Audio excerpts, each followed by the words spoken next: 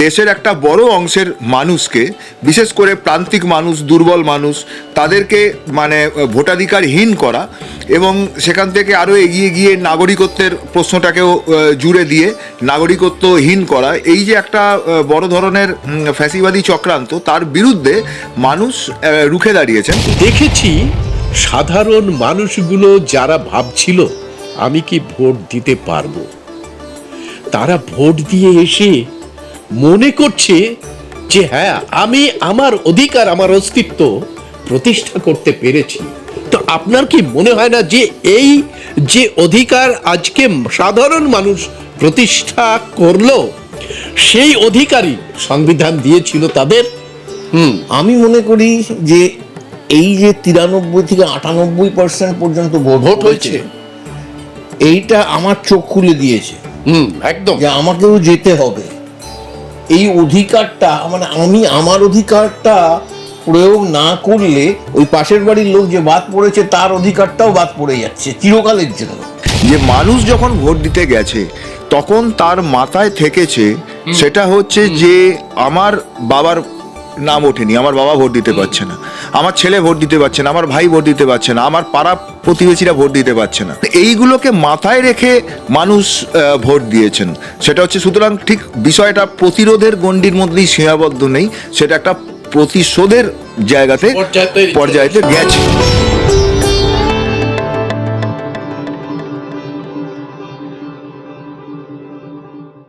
বাংলায় 2 ফেজে যে নির্বাচন হওয়ার কথা ছিল, 1 ফেজের নির্বাচন সম্পূর্ণ হয়েছে এবং অদ্ভুতভাবে বাংলার 91 থেকে 95% মানুষ এই ফেজে তার যে ভোটাধিকার, তার যে সাংবিধানিক অধিকার এবং তার যে নাগরিক অধিকার, সেই নাগরিক অধিকার প্রয়োগ করেছে। অর্থাৎ মানুষ পরিষ্কার করে বুঝিয়ে দিয়েছে যে এসআইআর এর জন্যে তাদের 2 মাস 2.5 মাস ধরে এই জ্ঞানেশ কুমার নামক একজন স্বৈরাচারী ফ্যাসিবাদী যেভাবে তাদের পেছনে ষড়যন্ত্র করে, একেবারে ষড়যন্ত্র করে মানুষের ভোটাধিকার, মানুষের নাগরিক অধিকারের ওপরে প্রশ্ন তুলেছিল, আজকে বাংলার এই নাগরিকেরা 95% কাছাকাছি ভোট দিয়ে এই জ্ঞানেশ কুমারের মুখের ওপরে ভালো করে একটা থাপ্পড় কষিয়ে বুঝিয়ে দিয়েছে যে দেশটি মানুষের দেশ, দেশটি কোনো আমলার দেশ নয়, দেশের অধিকার প্রয়োগের অধিকার একমাত্র নাগরিকের আছে। আজকে এই বিষয় নিয়ে নির্বাচন এবং জনগণের এই যে ভূমিকা, সদর্থক ভূমিকা, এই ভূমিকা নিয়ে আলোচনা করার জন্যে আপনাদের 2 বন্ধু শঙ্কর এবং সুমিত দা আমাদের ভয়েস অফ বহুজন স্টুডিওতে এসেছেন। তাদের আমরা সংগ্রামী অভিবাদন জানাচ্ছি।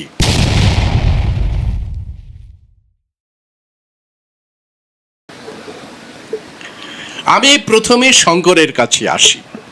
শঙ্কর, ভোট পরবর্তীকালে যে এক্সিট পোল হয়েছে তাতে দেখা যাচ্ছে গতানুগতিক যে সার্ভেগুলো করা হয় এবং গতানুগতিকভাবে যে সমস্ত চ্যানেলগুলো এই ভোট বিশ্লেষণ করে তারা সেই অ্যাঙ্গেল থেকে বিশ্লেষণ করছে, কিন্তু জনগণ তার যে ভোটাধিকার প্রয়োগ করলো, তার যে নাগরিক অধিকার প্রয়োগ করলো, তার যে সাংবিধানিক অধিকার প্রয়োগ করলো, সেই বিষয়কে খুব বেশি গুরুত্ব দিচ্ছে না। তোমার কি মনে হয় না যে যেভাবে নাগরিকদের 3 মাস ধরে তার ভোটাধিকারের উপরে প্রশ্ন তুলেছে, তার মায়ের সঙ্গে তার সম্পর্কের উপর প্রশ্ন তুলেছে, বাবা মার সম্পর্কে প্রশ্ন তুলেছে, তার সামাজিক সমস্ত কিছু আচরণের উপরে জ্ঞানেশ কুমার প্রশ্ন তুলেছে, এই যে 91%-এর উপরে ভোট, সেই জ্ঞানেশ কুমারকে জবাব দেওয়ার মতো নয় কি? হ্যাঁ, অবশ্যই। আসলে দেখুন, যখন আমরা একটা কথা বলি, যেটা দিয়ে আপনি শুরু করলেন, যে চ্যানেলগুলো বা মিডিয়াগুলো যেভাবে আজকের রাজনীতিকে বিশ্লেষণ করে সেইভাবে তারা এই ভোটকেও বিশ্লেষণ করছে, কিন্তু ঘটনা হচ্ছে যে এই চ্যানেলগুলো বা এই মিডিয়াগুলো মূলত বড় পুঁজিপতিদের দ্বারা প্রভাবিত, এবং একদম, আজকের দিনে একদম। মানে এই যে ফ্যাসিবাদী শক্তি আরএসএস বিজেপি, আমরা জানি মোটামুটি তাদের তাবের মধ্যে এই চ্যানেলগুলো আছে। ফলত তারা এই কথাটাকে কখনোই স্বীকার করতে পারবে না যে তারা যে ষড়যন্ত্রটা করেছে, যে দেশের একটা বড় অংশের মানুষকে, বিশেষ করে প্রান্তিক মানুষ, দুর্বল মানুষ, তাদেরকে মানে ভোটাধিকারহীন করা, এবং সেখান থেকে আরও এগিয়ে গিয়ে নাগরিকত্বের প্রশ্নটাকেও জুড়ে দিয়ে নাগরিকত্বহীন করা, এই যে একটা বড় ধরনের ফ্যাসিবাদী চক্রান্ত, তার বিরুদ্ধে মানুষ রুখে দাঁড়িয়েছেন। এবং সেই রুখে দাঁড়ানোটা আমরা আগে থেকেই দেখছি। যখনই এই চক্রান্ত হয়েছে তারপর থেকেই মানুষ এর বিরুদ্ধে কথা বলেছেন, আওয়াজ তুলেছেন।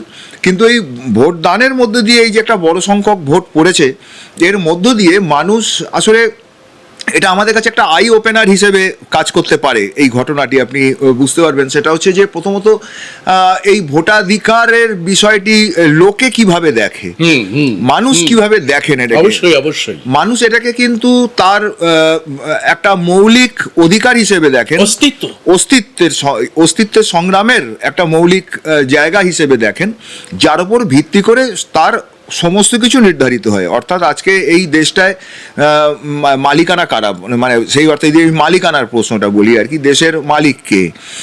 এরা তো মনে করেন যে জ্ঞানেশ কুমার আর অমিত শাহরাই হচ্ছে যে দেশের মালিক আর কি, তারা বাকিদের ভাগ্য নির্ধারণ করে দেবে। কিন্তু জনগণ ঠিক সময় যেটা বুঝিয়ে দেন সেটা হচ্ছে যে না, মানে তোমরা আমাদের প্রতিনিধি হতে পারো বড় জোর, এখন আমরাই হচ্ছে আসল আর কি। এই যে মানে আমাদের যে সাংবিধানিক যে, তুমি সুন্দর শব্দ বলেছো, প্রতিনিধি। হ্যাঁ। আমি একটু চাকর বাকর বলেছি, হ্যাঁ। ওই ইংরেজি শব্দটাকে ব্যবহার হ্যাঁ, করেছে। হ্যাঁ, হ্যাঁ। এরা হচ্ছে পাবলিক সার্ভেন্ট। হ্যাঁ হ্যাঁ হ্যাঁ, ঠিকই।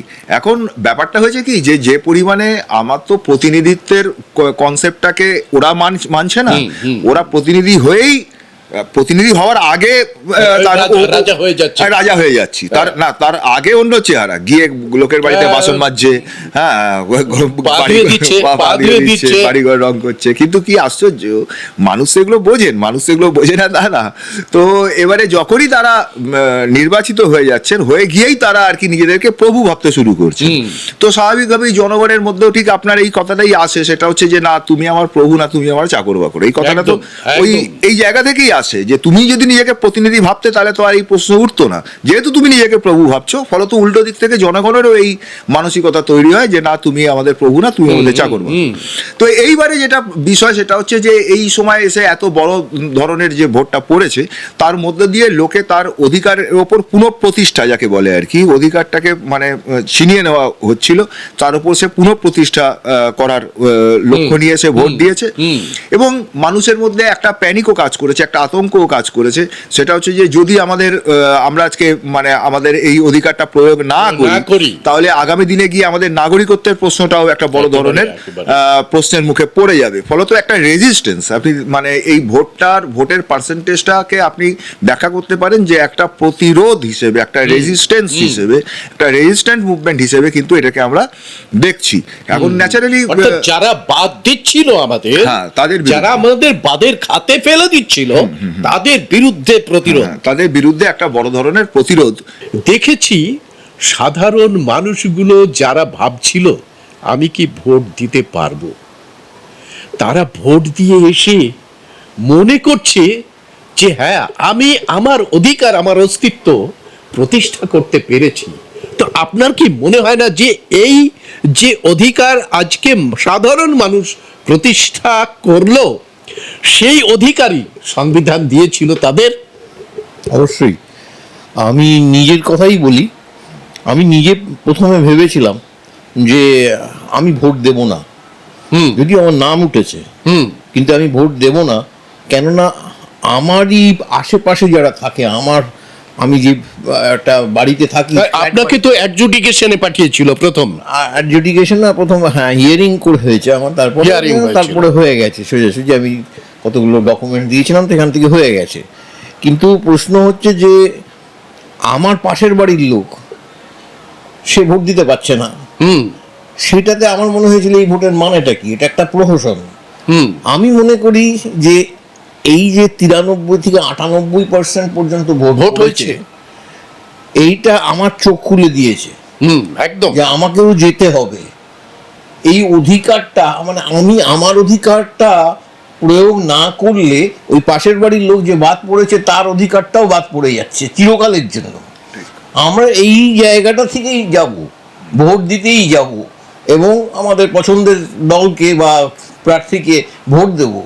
কিন্তু এইটা চোখ খুলে দিয়েছে এই প্রথম পর্যায়ের ভোটে, 23 তারিখে যে ভোট হয়েছে, এতে এত ব্যাপক মানুষ ভোটে অংশগ্রহণ করেছেন এবং যে নিজের মধ্যে যে ধরনের যুক্তিটা ছিল সেটাও ভেঙে চুরে গেছে। যেটাকে ভোটটাকে বয়কট করাটা ঠিক হবে না, একদম একদম, এইটা ঠিক হবে না। আমরা আমাদের অধিকারটাকে প্রতিষ্ঠা করি, যাতে আমার পাশের বাড়ির লোক যার নাম কাটা গেছে সেও তার অধিকার কেউ আমরা প্রতিষ্ঠা করব আমি নিজে ভোট দিয়ে। এই জায়গাটা এসছে। শঙ্কর, সুমিত দাও একই কথা বলছেন এবং পাশের বাড়ির যে মানুষটি ভোটাধিকার প্রয়োগ করতে পারছেন না তার যন্ত্রণাটা সুমিতদা ব্যক্ত করছেন। তো স্বাভাবিকভাবে এই যে 91 থেকে 98% পর্যন্ত আমরা দেখেছি কোথাও কোথাও পোলিং হয়েছে। আমি সুমিতদার কথার সূত্র ধরেই আসি। সুমিতদা, আমি যা বলছিলাম সেখান থেকে সুমিতদা আর এক ধাপ এগিয়ে বললেন, আন্তরিক একটা জায়গা থেকে বললেন। হ্যাঁ, এবং এক ধাপ মানে এগিয়ে বললেন আর কি। সেটা হচ্ছে যে ধরুন আমি তো প্রতিরোধের কথা বলেছিলাম, সুমিতদা কিন্তু প্রতিশোধের কথা বললেন। মানে যেটা আমি মানে কিছুটা মিস করেছি, মানে সুমিতদা খুব সঠিকভাবেই বলেছেন যে মানুষ যখন ভোট দিতে গেছে তখন তার মাথায় থেকেছে সেটা হচ্ছে যে আমার বাবার নাম ওঠেনি, আমার বাবা ভোট দিতে পারছে না, আমার ছেলে ভোট দিতে পারছে না, আমার ভাই ভোট দিতে পারছে না, আমার পাড়া প্রতিবেশীরা ভোট দিতে পারছে না। এতগুলো মানুষ মারা গেছে লাইনে দাঁড়িয়ে, হ্যাঁ, মানুষ চোখের জলে ভেসেছে, হেকেলড হয়েছে। হ্যাঁ, আপনি দেখেছেন সেটা হচ্ছে যে ট্রাইব্যুনালের যে গাজরটা ঝোলানো হয়েছিল, 27 লক্ষ মানুষ ট্রাইব্যুনালে অ্যাপিল করেছিল, 138 জনের ক্লিয়ার হয়েছে। হাজার হাজার লক্ষ লক্ষ মানুষ ট্রাইব্যুনালে এসছে, তাদেরকে ফিরিয়ে দেওয়া হয়েছে। একদিনের কাজ কামাই গেছে, কলকাতায় আসার খরচ গেছে, কিন্তু কাজের কাজ হয়নি। মানুষরা বোলপুরে নন্দলাল বসুর মতো নাতি তাকে ফেরত দেওয়া হয়েছে, দেওয়া হয়নি। তো এখন এইগুলোকে মাথায় রেখে মানুষ ভোট দিয়েছেন। সেটা হচ্ছে, সুতরাং ঠিক বিষয়টা প্রতিরোধের গণ্ডির মধ্যেই সীমাবদ্ধ নেই, সেটা একটা প্রতিশোধের জায়গাতে পর্যায়েতে গেছে। সুতরাং এখানে ধরুন এই যে আপনি যে কথাটা বললেন যে ভোট বেশি পড়েছে, তার মানে হচ্ছে যে মানে ক্ষমতা বদলাচ্ছে বা যাই হোক অ্যান্টি ইনকামবেন্সি ফ্যাক্টর, বা আজকে বিজেপি ভাবছে যে তারা ক্ষমতায় আসবে, এই ধরনের যে ন্যারেটিভ, এই ন্যারেটিভগুলো সব ক্ষেত্রেই ন্যারেটিভ দেওয়াই হয় হচ্ছে যে প্রভাবিত করার জন্য, মানুষকে প্রভাবিত করার জন্য ন্যারেটিভকে আনা হয়। ন্যারেটিভটা কতটা সত্য, কতটা বাস্তবসম্মত, এটা ভেবে কিন্তু ন্যারেটিভ মানে রাজনৈতিক দলগুলো তৈরি করে না। রাজনৈতিক দলগুলো ন্যারেটিভ তৈরি করে যে কোনটা কি বললে আমি মানুষকে প্রভাবিত করতে পারবো, এই অ্যাঙ্গেল থেকে তো মানে অধিকাংশ রাজনৈতিক দল এইভাবে চলে। সুতরাং আজকে এরাও বলছে সেটা হচ্ছে যে হ্যাঁ পরিবর্তন ইত্যাদি। এখন বাংলার মানুষ তো পরিবর্তন চান না বললে তো ভুল বলা হবে, কিন্তু কথা হচ্ছে যে পরিবর্তনটা কার হাত ধরে আসবে, পরিবর্তনটা কে করবে। ঠিক আছে, আজকে মানুষ এগুলো বোঝেন বলেই যেটা হয়েছে সেটা হচ্ছে যে দেখুন, এই যে কোনো ফর্মুলাই পরিস্থিতির নির্বিশেষে সত্য নয়। হ্যাঁ, অ্যান্টি ইনকামবেন্সি ফ্যাক্টর অবশ্যই আছে, কিন্তু অনেক ভোট পড়েছে মানেই হচ্ছে যে বিজেপি ক্ষমতায় আসছে, এইভাবে বিষয়টাকে দেখা মানে হচ্ছে যে মানুষকে বোকা বানানো, বোকা ভাবা। হ্যাঁ, এইভাবে বিষয়টা দেখলে সেটা বাস্তবানুগ হবে না। মানুষ ভোট দিয়েছেন হচ্ছে নিজের অধিকারকে প্রয়োগ করার জন্য, একটা প্রতিরোধ গড়ে তোলার জন্য এবং প্রতিশোধের জায়গা থেকে, যে আমি আমার পাশের বাড়ির লোকটি, আমার ভাই, আমার বাবা, আমার পরিবারের লোক যারা বাদ গেছেন, মানুষ যত হ্যাকেল হয়েছেন তার বিরুদ্ধে আমি মানে একটা প্রতিশোধ নিলাম। একদম মানে স্বামী মারা গেছেন হার্ট স্ট্রোকে, তার স্ত্রী ভোট দিয়ে এসে বলছেন যে আমি প্রতিশোধ নিলাম। তাহলে বিএলও মারা গেছে, তার স্ত্রী বলছে যে প্রতিশোধ নিলাম। তাহলে মানুষের মধ্যে কিন্তু এইটা আমরা দেখতে পাচ্ছি। এখন সেইটা কতটা কি হবে না হবে সে তো অন্য প্রশ্ন, মানে আমরাও তো আর হাত গুনে কথা বলবো না, কিন্তু আমরা যেটা দেখছি সেটা হচ্ছে যে মানুষের মধ্যে এই জায়গাটা অত্যন্ত গভীরভাবে আছে। তালিকা আমরা দেখেছি, রোহিঙ্গিয়া এখানে পাওয়া যায়নি।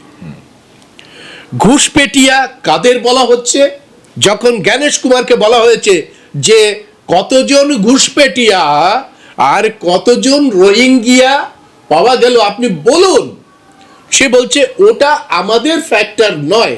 অর্থাৎ এই যে বলছে যে ঘুষপেটিয়া গুলোকে তাড়াবো, আগে বাংলাদেশে পাঠাবো, এক ধাপ এগিয়ে এই যে দুধের মধ্যে সোনা টোনা পাওয়া তৈরি হয়, কি একজন আছে না ঘোষ, ঘোষ কি একটা আছে, হ্যাঁ দিলীপ ঘোষ, হ্যাঁ, তো সে বলছে এরা দেশদ্রোহী, ফলে জনগণকেই তো টার্গেট করছে এরা, জনগণকে টার্গেট করছে। জনগণ কি এতই ঘাস টেকো যে যারা তাকে ঘুষপেটিয়ে বলছে, যারা তাকে বাংলাদেশে ফেলে দেওয়ার চেষ্টা করছে, যারা বলছে দার্জিলিং এ গিয়ে অমিত শাহ বলছে এখন ভোট দিতে পারছে না, ভোটের পরে ওইগুলো যুক্ত হবে, তার মানে এই যে পুরো টার্গেট করছে, বাংলার মানুষ কি এগুলো চোখে দেখতে পাচ্ছে না? এমনি 97% ভোট দিল। একটা জিনিস হচ্ছে যে আমরা যদি ইতিহাসের দিকে দেখি, খুব বেশি দূর যেতে হবে না, আজ থেকে 70, 90, 100 বছর আগে যখন ফ্যাসিবাদের উত্থান হচ্ছিল ইটালিতে এবং পরবর্তীকালে জার্মানিতে নাৎসিবাদের উত্থান হচ্ছিল, এরাও এই কথাগুলোই বলেছে। আচ্ছা, এই অনুপ্রবেশকারী ইমিগ্রেন্ট, পরিযায়ী, এরা হচ্ছে দেশের লোক নয়। দেশের লোক কে সেটা আমরা ঠিক করব। আমরা বলে দেবো মুসলমানরা দেশের লোক নয়, তারা দেশ বিরোধী। আমরা ঠিক করে দেবো অমুক ধর্মের অমুক লোকেরা, যেমন জার্মানিতে ইহুদিরা হচ্ছে দেশ বিরোধী ছিল, কমিউনিস্টরা দেশ বিরোধী, কারণ কমিউনিস্টরা দেশের এই মানে না, দেশের যে গন্ডিটাকেই মানে না। তো এই পরিস্থিতি, এই ফ্যাসিবাদকে আজকে আমেরিকাতে যে আইস তারা কি নিদারুণ অত্যাচার করে, মিনেসোটায় আমরা দেখলাম কোনো কালো লোক, কোনো হিসপ্যানিক যাদেরকে বলা হয়, যারা হচ্ছে একটু মানে বাদামি রঙের, সেই রকম লোকেদের ধরে ধরে দুমদাম করে যাকে খুশি পাচ্ছে জেলে পুরে দিচ্ছে, সে অসহ্য কন্ডিশন। এই যে জায়গাটা, এটা আমরা দেখেছি মিনিয়াপলিসে কি ভাবে চলেছে পুলিশ। এই আইসের যে কাজ হচ্ছে আমেরিকাতে আজকে, সেই একইভাবে এখানে কিন্তু এসআইআর তৈরি হয়েছে, কোনো বিশেষ তফাৎ নেই। এবং এক সময় এই এনআরসিও এইভাবেই তৈরি করার, এই যে খুব ভালো বলেছেন, এই যে মানে সিআরপিএফ এর পোশাক পরিয়ে, মিলিটারির পোশাক পরিয়ে পাঠিয়ে দিয়েছে যাদেরকে, এদের আসার আগে রাম মন্দিরে গিয়ে অযোধ্যা ঘুরিয়ে এনেছে, হ্যাঁ, ওথ নিতে হয়েছে, হ্যাঁ, ব্যাপারটা কি? এটা ওই হিন্দু রাষ্ট্র মানে ওই যে ধর্মের আবেদন তৈরি করেছে আমেরিকা, যে আইসি করেছে, এরাও তাই, এরাও আবেদন করিয়েছে, এদেরকে দিয়ে অযোধ্যাকে সামনে রেখে এদেরকে দিয়ে করিয়েছে, এদের যাতে ইমোশনালি দেশের মানুষের বিরুদ্ধে তাদের গুলি চালাতে বলা হচ্ছে, দেশের মানুষের বিরুদ্ধেই তাদের বলা হচ্ছে যে দেশের মানুষগুলোকে অ্যারেস্ট করো। এই মানুষকে অ্যারেস্ট করতে গেলে তারা তো হতচকিত হয়ে যাবে তাদের কাছে, সেই জন্য অযোধ্যা ঘুরিয়ে এনেছে। এটা ভারত রাষ্ট্র, সেই ভারত রাষ্ট্রের সামরিক বাহিনী নয়, এটা হিন্দু রাষ্ট্রের সামরিক বাহিনী, একদম এইটা ঠিক করা হয়েছে। এবং সেই জন্য এই বাহিনীকে পাঠানো হয়েছে। এই বাহিনী 2.5 লক্ষ মিলিটারি প্যারামিলিটারি ফোর্স এখানে এসেছে, এ তো ভয়ঙ্কর। মণিপুরে এত সাজোয়া গাড়ি পাঠিয়েছে এবং সেগুলো রাস্তায় চলেছে, এবং এগুলো এবং ড্রোন, সাজোয়া গাড়ি, এই সমস্ত জিনিস ব্যবহার হচ্ছে। 2.5 লক্ষ, মানে পশ্চিমবঙ্গটা কি এমনই একটা মানে টেরোরিস্ট অধ্যুষিত এলাকা যে এখানে সাজোয়া গাড়ি পাঠাতে হবে? এই তো সেদিন মণিপুরে যে ভয়ানক কাণ্ড চলছে, এখনো পর্যন্ত মানুষের রাগ আছে, তারা সিআরপিএফ ইত্যাদির বিরুদ্ধে ভয় পাচ্ছে, সেইখানে পাঠাতে পারছে না, সেখানে লোক পাঠাচ্ছে না, সেখানে নিয়ে মোদি নীরব আছে। 2 বছরের উপরে হয়ে গেছে, সেখানে যায়ও নি মোদি। কিন্তু আজকে পশ্চিমবঙ্গের জন্য এইটা দেখে একটা জিনিস পরিষ্কার, আমাদের কাছে পশ্চিমবঙ্গবাসীর কাছে একটা জিনিস পরিষ্কার, যে দিল্লি থেকে কয়েকটা লোক এসেছে যারা বাংলা বলতে পারে না, বাংলার সংস্কৃতি সম্পর্কে তাদের কোনো আইডিয়াই নেই। না না না তারা না, না, না, সম্পর্কে না, তারা ভুল বললেন। মোদি সাহেব স্বয়ং বলছে যে বাংলা ভাষার আগের যে মানে মাধুর্য ছিল সেই মাধুর্য নষ্ট হয়ে যাচ্ছে। সেটা মোদির ভাষায় হচ্ছে, মোদির কথাতেই হচ্ছে। এই ঘুষপেটিয়া শব্দটা বলা হচ্ছে এবং এটা এখন বেঙ্গলে এই শব্দটা ব্যবহৃত হচ্ছে, সাধারণ মানুষও ব্যবহার করছে তো ওরাই। এবং এই ঘুষপেটিয়া শব্দটা ওরা ব্যবহার করছে। শুধু হিন্দি বলে নয়, এই শব্দটা হচ্ছে অত্যন্ত ডেঞ্জারাস শব্দ এবং এটাকে বাঙালি কালচারের বিপক্ষে একটা শব্দ। শুধু হিন্দি বলে নয়, কিন্তু এই একদম। শব্দটার মধ্যেই একটা ঘুষপেটিয়া মানে যে করে ঢুকে যাচ্ছে, এইরকম একটা অসহিষ্ণুতা বোধ রয়েছে বাংলায়, অসহিষ্ণুতা এবং বোধ নেই। এই মানুষগুলোকে অনুপ্রবেশকারী বললে তাও একটু ভদ্রস্ত মনে হয়, যে ঠিক আছে ঢুকে পড়েছে এইখানে, কিন্তু ঘুষপেটিয়া মানে এরা অত্যন্ত বদমাইশ, এদেরকে এইভাবেই ট্রিট করা উচিত, এই জায়গাটা তৈরি করে দিচ্ছে আর কি। তো সেই কারণে এই অনুপ্রবেশকারীর এই যে প্রশ্নটা, এই ঘুষপেটিয়ার প্রশ্নটা, রোহিঙ্গা ঘুষপেটিয়া ইত্যাদি যে বলছে, এই প্রশ্নটা আসলে ওই ফ্যাসিবাদী চিন্তা যেটা 30-এর দশকে হয়েছে, যেটা ট্রাম্প আজকে আইসের নামে করছে আমেরিকাতে, সেটা এখানেও হয়েছে। ঠিক ঠিক একই ব্যাপার। ঠিক ঠিক। আমি শঙ্করের কাছে আসবো। শঙ্কর, ভোট প্রদান, ইলেকশন, এটা মানুষের একটি সাংবিধানিক অধিকার, কিন্তু এই দখলদারিটা একটা রাজনৈতিক প্রপাগান্ডা। বাংলাকে এনিহাউ দখল করতে হবে, এত বড় প্রতিজ্ঞা আরএসএস এবং বিজেপি করছে কেন? এর মূল কারণ কি? দেখুন, বাংলা প্রথম থেকেই, আপনি যদি ভালো করে খেয়াল করেন, সেটা হচ্ছে যে বাংলা প্রথম থেকেই ভারতবর্ষের রাজনীতির একটা কেন্দ্রবিন্দু হয়ে আছে, সেটা যে কোনো কারণেই হোক। মানে আমি অতীতকালের কথায় যাচ্ছি না, অতীত থেকেই বাংলার একটা বিশিষ্ট ভূমিকা আছে, কিন্তু আমি অতীতের কথায় না গিয়ে আমি আধুনিক কালের কথাতেই বলছি। আধুনিক কালেও যে বাংলার একটা বিশিষ্ট জায়গা আছে, বাংলা থেকেই আপনি কংগ্রেসের যদি ইতিহাস দেখেন, যাতে কংগ্রেস গড়ে ওঠার পেছনে বাংলার একটা বিরাট অবদান আছে, এবং বাংলায় একের পর এক কংগ্রেসের সর্বভারতীয় মিটিং হয়েছে, বাংলা থেকে এতগুলো লোক উঠে এসছেন, এতগুলো মুভমেন্ট, স্বাধীনতা সংগ্রামের একটা বড় মানে বাংলা জায়গা হচ্ছে বাংলা। এবং তারপরেও যেটা দেখা যাবে যে সর্বভারতীয় রাজনীতিকে বাংলা অনেকটাই নিয়ন্ত্রণ করেছে। সেটা সবসময় যে সংখ্যার জোরে এমন নয়, কিন্তু আইডিয়ার জোরে আর কি। মানে বাংলায় যে আছে, বাংলায় যে ক্ষমতায় আছে, বাংলার মানুষের কাছে যার কদর, তার একটা বিশিষ্ট ভূমিকা সারা ভারতবর্ষেই এটা থেকেছে। সুতরাং বাংলার একটা বিশিষ্ট ভূমিকা গোটা ভারতবর্ষে নানান কারণেই রয়েছে।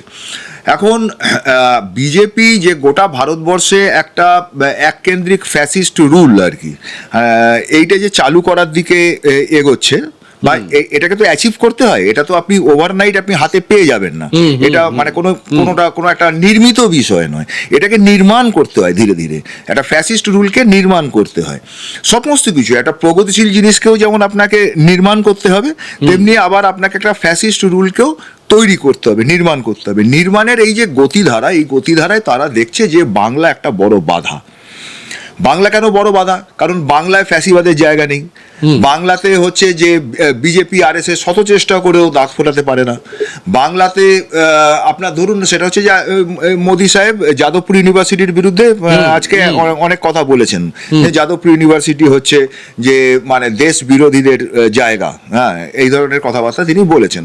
এখন কে অস্বীকার করবে যে ভারতবর্ষের 1 নম্বর বিশ্ববিদ্যালয় হচ্ছে যাদবপুর ইউনিভার্সিটি? মানে যতগুলো প্রধান ইউনিভার্সিটিগুলো ভারতবর্ষের মুখ উজ্জ্বল করে, তার মধ্যে একটা হচ্ছে যাদবপুর ইউনিভার্সিটি। সুতরাং আপনি তো ঢুকতে পারছেন না এই জায়গাগুলোতে, তো আপনি ঢুকতে পারছেন না। এই যে দ্য প্লেস অফ এক্সেলেন্সেস, এই জায়গাগুলোতে তো আপনি যদি না ঢুকতে পারেন, তাহলে সর্বভারতীয় মান্যতা আপনার তৈরি হবে কি করে? গোয়া আপনি রাজত্ব করতে পারেন, সেটাই তো সেই মান্যতা তৈরি হবে না। আপনি যতই রাজস্থান করুন, আপনি অন্যান্য রাজ্য করুন না কেন, যতক্ষণ না আপনি বাংলা দখল করতে পারছেন ততক্ষণ পর্যন্ত সেই মান্যতা আপনি পাবেন না। শেষ পর্যন্ত যদি বিজেপি জিতে যায় ভালো, আর যদি না জিততে পারে বিজেপি, তাহলে মানে এটা হবে কি জানেন তো, সেটা হচ্ছে যে গোটা বিজেপি দলটা এবং তাদের যে বর্তমান নেতৃত্ব, তাদের রাজনৈতিক ভবিষ্যৎ নিয়ে কিন্তু প্রশ্ন উঠে যাবে। সুতরাং বাংলার মানুষের কাছে একটা বড় চ্যালেঞ্জ, এবং গোটা ভারতবর্ষের যে প্রগতিশীল মানুষের কাছে বাংলায় এই মুহূর্তে একটা সেনামুখ হিসেবে দাঁড়িয়ে আছে, দুর্গ হিসেবে দাঁড়িয়ে আছে। ফলত আজকে যদি আমরা বিজেপিকে এখানে পরাজিত করতে পারি, তাহলে কিন্তু ফ্যাসিবাদকে বেশ কিছুটা আমরা ধাক্কা দিয়ে পেছনের দিকে সরিয়ে দিতে পারবো। দুর্জনের তো ছলের অভাব হয় না। আর চাণক্যই এক সময় বলেছিল, দুর্জন প্রিয়বাদী চ নৈতদ বিশ্বাস কারণম মধু তিষ্ঠতি জিহ্বাগ্রে হৃদয়ে তু হলাহলম। এই যে মোদি সাহেব কান্না করছে, মানে মোদি সাহেবের চোখের জল আমরা দেখতে চাইছিলাম এই নির্বাচনে, কিন্তু ঝালমুড়ি দিয়ে উনি একটা ক্যারিকেচার তৈরি করেছে। আগে থেকে একজন তার যে নিরাপত্তা বাহিনীকে দোকানে বসিয়ে দিয়ে ভেতর থেকে বাইরে থেকে ক্যামেরা লাগিয়ে অডিও সিস্টেম, ভাবেন ক্যামেরায় যদি কেউ মোবাইলে কিছু করে তাহলে অডিও সিস্টেম, যাদের একটু বোধবাসী আছে, যারা একটু ক্যামেরা বোঝে, ওইরকম অডিও সিস্টেমটা পাওয়া যায় না, আগে থেকেই লাগানো তো অডিও সিস্টেম লাগানো, ওরকম পাওয়া যায় না। তো মোদি সাহেব সেইটা না করে, আমরা দেখেছি সে বনবাসে চলে যায়, ধ্যানে চলে যায়, ডুবকি মারে গঙ্গা জলে, সেটা না করে ঝালমুড়িতে করলেন। আর একটা জায়গা করছে, সেটা হচ্ছে বিজেপি যদি ক্ষমতায় আসে তাহলে ধর্ষকদের গর্তে ঢুকে তাকে বের করা হবে, অর্থাৎ ধর্ষকদের বিরুদ্ধে কাজ করছে বিজেপি। এই যে কথাটা বারবার মোদি সাহেব বলছেন, সেটা কি এপস্টিন ফাইলের জন্য? এপস্টিন ফাইলে মোদি সাহেবের যে দালাল আম্বানি, তার জন্য সুইডিশ সোনালী চুলের কিশোরী যুবতী ছিল, কিছুদিন আগে ফাঁস হয়ে গেছে। রাশিয়ান একজন কিশোরী, সে বলে দিয়েছে এই যে সাজানো যে ইন্টার্নশিপ, এটা কিছুই নয়, এটা হচ্ছে সেক্স ওয়ার্কারদের একটা সাজানো গোছানো জিনিস, এবং সেখানে যাবতীয় সমস্ত রাষ্ট্রনায়কদের যৌন সঙ্গ দেওয়াটাই কাজ।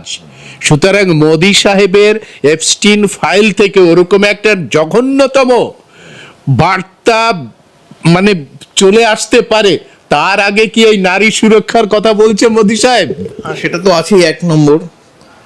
আমার প্রশ্ন হচ্ছে, এপস্টিন ফাইল তো দূরের ব্যাপার, এখানে উন্নাও হাতরাস, মোদি সাহেব কি সেখানে বাড়িতে ঢুকে তাদেরকে বের করে আনবেন? নিজের দলের লোকেদের, নিজের দেশের নিজের দলের লোক, বিলকিসকে যারা ধর্ষণ করছে তাদের ছেড়ে দিয়েছে, তাদের ছেড়ে দেওয়ার পরে গলায় মালা দিয়ে মানে ফুলচন্দন পরিয়ে তাদেরকে রিসিভ করা হয়েছে, ওর দলের লোকে করেছে। তারা মনুবাদে বিশ্বাসী, মনুবাদে নারী বিরোধবাদে একেবারে, নারীর কোনো জায়গায় নেই। সেই জন্য এই বিজেপির কাছে নারীরা আজকে বিজেপি বিরোধী হয়ে আছে। পশ্চিমবঙ্গের মানুষও, নারীরা এই মোদিকে কখনোই ভোট দিতে পারবে না। আমি বলতে চাই যে বাংলাকে ওরা দখল করতে চাইছে, যেটা আপনারা সবাই বলছেন, সেইটা হচ্ছে যে বাংলাকে দখল করতে চাইছে। এর পেছনে কারণটা হচ্ছে বেঙ্গল হচ্ছে লাস্ট ফ্রন্টিয়ার, শেষ একদম। এটা শঙ্কর বলেছে যে আরএসএস এইটাতে যদি ফেল করে ওদের সর্বনাশ হয়ে যাবে, এবং এইটা কিন্তু সংবিধান বিরোধীভাবে এই জিনিসটা করছে। কারণ সংবিধান আমাদের বাবা সাহেব যেটা করেছে সেটা বলছে যে ইন্ডিয়া হচ্ছে, ভারত হচ্ছে যুক্ত রাজ্য, ইউনিয়ন অফ স্টেটস, একদম যুক্ত রাষ্ট্রগুলো। এখন সেইখানে একটা কোনো কেন্দ্রীয় শক্তি এসে, তথাকথিত কেন্দ্রের কোনো ভূমিকাই নেই এ ব্যাপারে। যুক্ত মানে ইউনিয়ন অফ স্টেটস মানে প্রতিটা স্টেটের নিজস্ব ফরেন পলিসি, ডিফেন্স, এই দুটো আলাদা হতে পারে, আর কারেন্সিটা একটা সেম কারেন্সি হতে পারে, কিন্তু বাকি সব হচ্ছে তাদের নিজস্ব নীতি, অর্থনীতি থেকে শুরু করে রাজনীতি, সমস্ত কিছু নীতি তারা নিজেরাই ঠিক করবে প্রতিটা ঠিক রাষ্ট্রের। ঠিক, সেখানে প্রত্যেকটা ভূমি নীতি সেইখানে এদের হিন্দুস্তান এই এক দর্শী যে ফিলসফি, যে দর্শন, তাদের জীবন দর্শন, সেই হিন্দুস্তান এই বাংলার কাছে সবচেয়ে বেশি মার খেয়েছে এবং বাংলাটাই শেষ সীমান্ত ওদের কাছে। হ্যাঁ, তামিলনাড়ুতেও তারা মার খাবে, কিন্তু তামিলনাড়ু আর্যরা দ্রাবিড়দের চিরকাল দখল করেছে, সেরকম ভাবে দখল করে নেওয়া যেতে পারে যদি বাংলা দখল করা যায়। কারণ বাংলার যে সিনক্রেটিক কালচার, লালন থেকে রবীন্দ্রনাথ, আমি আরো তার আগে যে বুদ্ধিস্ট পিরিয়ডে, পাল বংশের পিরিয়ডে, আমি সেই সম্পর্কে যাচ্ছি না, খুব সাম্প্রতিক ইতিহাস হচ্ছে লালন থেকে রবীন্দ্রনাথ এবং তারপরে নজরুল চলেছে। এবং এই বাংলায় পুরো 60-70 বছর ধরে ব্যাপক গণতান্ত্রিক এবং বামপন্থী গণতান্ত্রিক আন্দোলন হয়েছে। মানুষের চিন্তা ভাবনা একেবারে এই হিন্দুস্তানের বিরোধী, এই ব্রাহ্মণ্যবাদী, এই মানুবাদী চিন্তা ভাবনাকে এখানে পশ্চিমবঙ্গে অলরেডি রিজেক্ট করে দিয়েছে এবং এইখানে এটাকে অ্যাকসেপ্ট করবে না। সেইটার জন্যই এই বাংলাকে পেতে যাচ্ছে, ভয়ানক চেষ্টা করছে। গত ইলেকশনে মোদি, লোকসভার ইলেকশনে মোদির দল 240-এ নেমে গেছে, মেজরিটি আর নেই। এই দুটো পার্টিকে ধরে রেখে নীতিশ কুমার আর চন্দ্রবাবু দুটো ক্রাচকে ধরে রেখে, এবং তারা নিজেদের লোভের কারণে ওখানে গেছে, যেই ক্রাচকে ধরে রেখে কোনো রকমের ক্ষমতায় টিকে আছে। এই বাংলা থেকে যদি তারা ফুটে যায়, বাংলার লোকে যদি তাকে লাথি মেরে বার করে দেয় এখান থেকে, তাহলে তাদের যাবার আর কোনো জায়গা হবে না। সেই কারণেই তারা একেবারে ডেসপারেট। আজকে যেটা দেখতে পাচ্ছি, তো এই 2.5 লক্ষ ট্রুপস, মোদির কথাবার্তা বিভিন্ন মিটিংয়ে, আজকেও বারুইপুরে মিটিং করেছে এবং বিভিন্ন জায়গায় যে মিটিং, কান্নাকাটি, নানান রকমের খেলা, ঝালমুড়ি খাওয়া ইত্যাদি সমস্ত কিছু করার চেষ্টা করছে। এর পেছনে এই ডেসপারেশনটা কাজ করছে, ডেসপারেশন দেখা যাচ্ছে একদম। শঙ্কর, আমরা বিহার নির্বাচন থেকেই দেখছি যে এসআইআর এর বিরুদ্ধে সুপ্রিম কোর্টের একটা আওয়াজ ছিল। সুপ্রিম কোর্ট বড় বড় বাতেলা মেরেছে যে মানে এসআইআর এর নামে যদি জনবিরোধী কিছু করা হয়, তাহলে গোটা এসআইআর প্রক্রিয়াটাই আমরা নষ্ট করে দেব।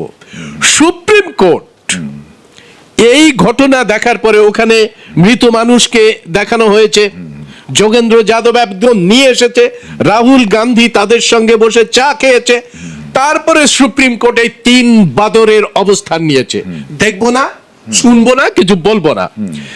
বেঙ্গল ইলেকশনে এখানকার মুখ্যমন্ত্রী থেকে শুরু করে সুপ্রিম কোর্টের চিফ জাস্টিস পর্যন্ত এসআইআর নিয়ে যেভাবে অগণতান্ত্রিক উপায়ে এই জ্ঞানেশ কুমারকে সমর্থন করে গেল, তাতে মনে হয়েছে না যে গোটা ষড়যন্ত্রের পেছনে, অর্থাৎ এত % মানুষকে পরিষ্কার অর্থে নাগরিকত্ব থেকে বহিষ্কার করা হবে, তার পেছনে সামগ্রিকভাবে একটা ষড়যন্ত্র রয়েছে। হ্যাঁ, এটা তো পরিষ্কার, এটা বোঝাই যাচ্ছে। দেখুন, সুপ্রিম কোর্ট যদি চাইতো তাহলে সুপ্রিম কোর্ট কিন্তু এই প্রক্রিয়াকে আটকাতে পারত। এখনো পর্যন্ত এ ব্যাপারে সুপ্রিম কোর্ট কোনো রায় দেয়নি যে এসআইআর বৈধ না অবৈধ, এই মামলা বিচারাধীন। অথচ এই এসআইআর যে মানুষগুলোকে মানে বাদ দিয়ে দিয়েছে, ডিলিট করে দিয়েছে, তাদেরকে প্রশ্নের সামনে ফেলে দিয়েছে, তাদেরকে অবৈধ ঘোষণা করে দেওয়া হচ্ছে। হ্যাঁ, এটাই ঠিক হলো না যে এই প্রক্রিয়াটা বৈধ না অবৈধ।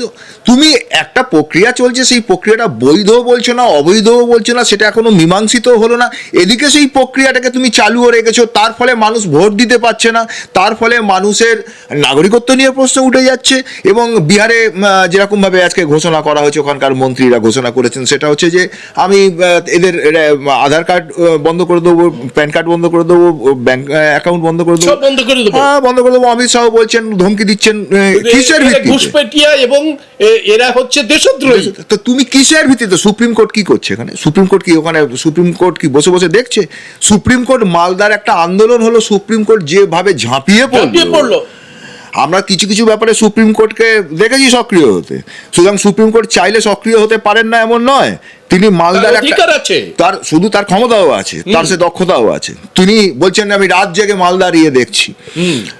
তা তুমি রাত জেগে এটা দেখছো না? এ তো রাত জাগতে হবে না, এ তো দিনের বেলা চোখ খোলা থাকলে দেখা যাবে। 142 ধারা ব্যবহার করলে, হ্যাঁ। বড় বড় লাট সাহেবী কথাবার্তা বললে, 142 ধারা ব্যবহার করে তুমি কেন বললে না যে সবাইকে আগে ভোট দিতে দিন? ঠিক প্রথম কথা যেটা সেটা হচ্ছে যে দেখুন, এর পেছনে যখন মানে আপনি তো মানে ফ্যাসিজমের সময় যখন একটা এজ অফ ফ্যাসিজম বলে ব্যাপার আছে, যখন ফ্যাসিবাদের সময় তখন এটা আর হয় না। সেটা হচ্ছে যে মানে কেউ রাষ্ট্রের একটা অংশ ফ্যাসিবাদী আর অন্য অংশ ফ্যাসিবাদী নয়, এরকম হতে পারে না। ফ্যাসিবাদ মানে একটা সর্বাত্মক ব্যবস্থা।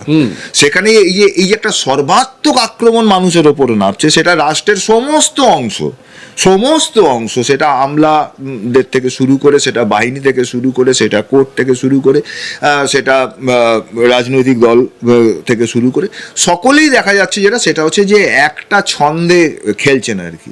বৈচিত্র্য আছে তাদের মধ্যে, কেউ একটু এইভাবে কথা বলছেন, কেউ একটু ওইভাবে কথা বলছেন, কিন্তু যদি আপনি মূল সুরটি দেখেন, সেই মূল সুরটি হচ্ছে যে আমি কি করে মানুষকে তার অধিকার থেকে, তার মৌলিক অধিকার থেকে আমি মানে বাদ দিয়ে দেব, এবং একটা একীভূত রাষ্ট্র ক্ষমতা কি করে। দেখুন আজকে আমি আমাদের চিফ জাস্টিস সূর্যকান্তের একটি কথা যে আমি বলি, সেটা হচ্ছে যে সূর্যকান্ত তিনি একটা প্রশ্ন করলেন মালদার ক্ষেত্রে, সেটা হচ্ছে যে পশ্চিমবঙ্গ এত অশান্ত কেন?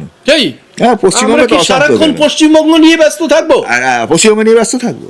আচ্ছা আপনি বলুন, সেটা হচ্ছে যে ব্রিটিশ জমানায় ব্রিটিশরাও এই প্রশ্ন করেছে যে আচ্ছা আমরা তো সব জায়গায় রাজত্ব করছি, আমরা সারা ভারতবর্ষে রাজত্ব করছি, পশ্চিমবঙ্গে এত বা বাংলা, তখন তো পশ্চিমবাংলা না, তখন তো বাংলায় এত আন্দোলন কেন? হ্যাঁ, তার মানে সূর্যকান্তের কোথাও এটা মনে হলো না, সেটা হচ্ছে যে তার এই প্রশ্নটা ব্রিটিশের ভয়েসের সাথে মিশে যাচ্ছে, মনে হচ্ছে না? তার মানে কি মানে সুপ্রিম কোর্টের মাননীয় প্রধান বিচারপতি সূর্যকান্ত কি এই প্রশ্নটা করতে চাইছেন, সেটা হচ্ছে যে বাংলায় এত রাজনৈতিক সচেতনতা কেন? এটাই কি করতে চাইছেন? এটাই আমার তোমার কাছে আর একটা প্রশ্ন। একটু আগে নন্দলাল বসুর নাতির কথা বলছিলেন, এই জয় মাল্লিয়া বাগচি, তাকেও অ্যাডজুডিকেশনের আওতায় আনা হয়েছে। তো এরা তো ভোট দিতে পারলো না, জয় মাল্লিয়া বাগচি সে কি ভোট দিতে পারবে? দেখুন আমি জানি না, সেটা চেয়ারে বসে, পাশেই সূর্যকান্তের চেয়ারে বসে। জয়মাল্য বাগচির মানে অতীতে বেশ কিছু মানে পজিটিভ ভূমিকা মানে দেখেছি, আমরা পেয়েওছি। জয়মাল্য বাগচি না জয় মাল্লিয়া? জয়মাল্লিয়া তো যখন পেয়েছে পজিটিভ কিছু তখন জয়মাল্য ছিলেন, এখন তিনি তো জয়মাল্লিয়া হয়ে গেছে। হ্যাঁ, এখন তিনি অন্য জায়গায় সুপ্রিম কোর্টের বিচারপতি, তিনিও এই যে ফর্ম ফিল আপ করেন এবং গোটা ভারতের আসলে কি হয় সেটা হচ্ছে যে যতই আপনি গোটা ভারতের এই যে হিন্দুস্তানের না, এখানে আরেকটা প্রশ্ন, তাহলে কি জ্ঞানেশ কুমার প্রমাণ করে দিল না যে সুপ্রিম কোর্ট তুমি আমার উপরে ছড়ি ঘোরানোর চেষ্টা করছো? জয় মালিয়াকেও আমার অধীনে এসে অ্যাপ্লিকেশন জমা দিতে হয়েছে। আমি বলবো যে এখানে যদি আপনি আর একটু গভীরে যান তাহলে দেখবেন যে আসলে জ্ঞানেশ কুমাররা একটা জিনিস বলতে চাইছেন যে বাবু জয়মাল্য বাগচি, আপনি কিন্তু শেষ বিচারে বাঙালি, শেষ বিচারে কিন্তু আপনি আমাদের বাঙালি এবং আমার শত্রু। সুতরাং যতই আপনি আমার স্ক্রু হবার চেষ্টা করুন, আমাদের যে গোটা হিন্দুস্তানের যে সিস্টেম, সেই সিস্টেমের যত জয়মাল্য বাগচি তার একটা স্ক্রু হওয়ার চেষ্টা করছে, আপনি শেষ পর্যন্ত বাঙালি, কিন্তু আপনাকেও আমরা বিশ্বাস করি না।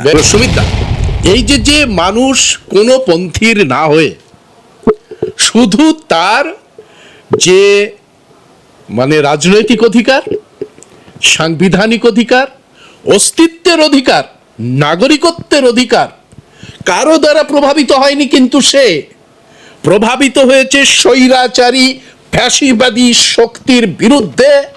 নিজের যে অস্তিত্ব আসে, সেই অস্তিত্ব প্রতিষ্ঠার জন্য মানুষ এগিয়ে আসছে। এই যে দর্শনটা, এই যে অধিকার প্রতিষ্ঠা করার লড়াই, এটাই ব্রাহ্মণ্যবাদের বিরুদ্ধে। বামপন্থীদের একটা বড় সমস্যা, এতদিন ধরে বামপন্থীদের দুটো জায়গাতে তাদেরকে পাল্টাতে হবে। একটা হচ্ছে এই বামপন্থী নেতৃত্বের একটা বিরাট অংশ সবর্ণদের দ্বারা গঠিত গঠিত এবং পরিচালিত। পরিচালিত এবং সেই সবর্ণদের যত রকমের গন্ডগোল থাকতে পারে, বামপন্থী আন্দোলনকে তারা এগিয়ে নিয়ে যেতে পারেনি, ওই একটা কারণ আছে। দ্বিতীয়টা কথা হচ্ছে যে নির্বাচনে দাঁড়ানো এটা ঠিক আছে, আমি কোনো অসুবিধা দেখছি না, কিন্তু পুরোপুরি নির্বাচন কেন্দ্রিক যদি হয়ে যায়, বামপন্থীরা সাধারণত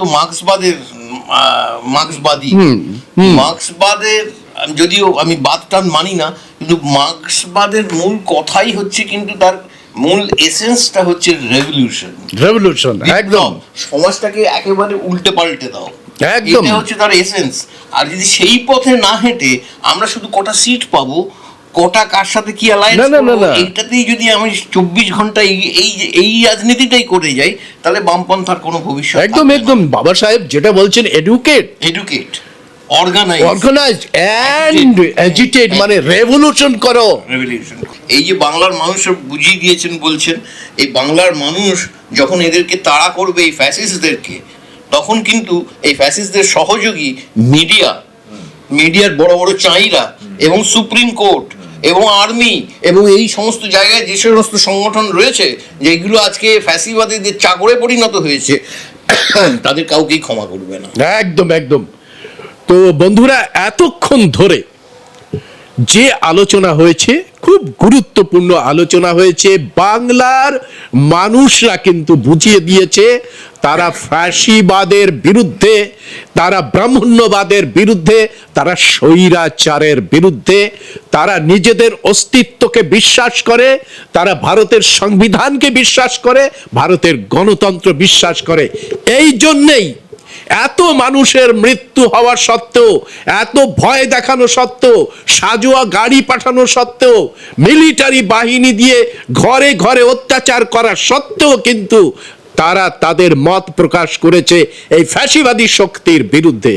আজকে ভয়েস অফ বহুজনের পক্ষ থেকে বাংলার মানুষকে অভিনন্দন জানিয়ে, আমাদের দুই আলোচককে সংগ্রামী অভিনন্দন জানিয়ে আজকে এই আলোচনা এখানেই শেষ করছি। জয় ভীম, জয় ভারত, জয় সংবিধান।